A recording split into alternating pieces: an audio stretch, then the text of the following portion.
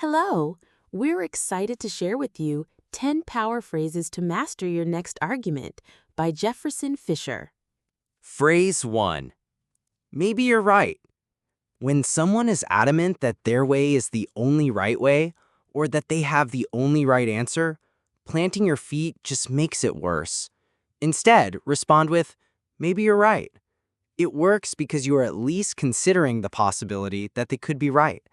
And most of the time, that's all they want. Phrase 2. I can do better. Arguing with someone over past actions, the last thing you want to do is relive it all again and get trapped in a cycle of defensiveness and yes, but retards. Instead, say, I can do better. It instantly puts the flame out and puts you out in front as the bigger person. Phrase 3. That's helpful to know. When someone is criticizing you, it's easy to get defensive, but a more productive approach is to take a step back and consider the feedback objectively. When you respond with, that's helpful to know, you acknowledge their feedback without agreeing. This immediately de-escalates potential conflict and extends an invitation to dialogue, not a battleground for egos. Phrase 4. I can't hear you when you interrupt me. When it's your turn in the conversation and somebody interrupts you consistently, how should you respond? Say, I can't hear you when you interrupt me. You are letting them know that you cannot accept or process any of what they're going to say until you're finished speaking. They're going the wrong way on a one-way street, and you're drawing a clear boundary against it. Phrase 5. We remember things differently.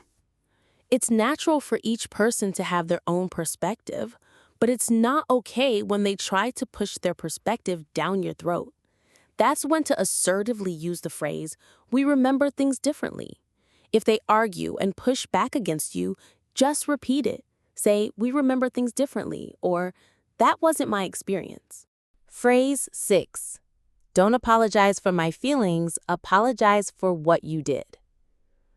We've all experienced what I call a no empathy apology. That's where they say something like, well, I'm sorry that you feel that way. Instead of getting all upset and going off on a tangent, you will assert yourself and say, don't apologize for my feelings. Apologize for what you did. It's like you saying, no, these are my feelings. I got those. I'll be accountable for those. You be accountable for you. Phrase 7. Thank you for telling me. When someone shares a complaint or a deeply held feeling with you, acknowledge their effort by saying, thank you for telling me. It shows you're listening and you appreciate their honesty. This can calm things down and make them feel respected. It's like a quick pause that says, your point has been heard without getting lost in emotion. Phrase 8. I'm not bringing up the past. I'm bringing up the pattern. Need to address recurring issues with someone? This phrase helps you focus on the real problem instead of getting sidetracked by specific incidents. It shifts the conversation from blame to understanding. You're not dwelling on old mistakes, but highlighting a consistent behavior that needs to be addressed for things to improve. Phrase 9. If you continue to insert boundary, this is the end of the conversation. You must establish boundaries and communicate them clearly during a disagreement. When someone crosses the line, calmly state, if you continue to state the specific behavior, this is the end of this conversation.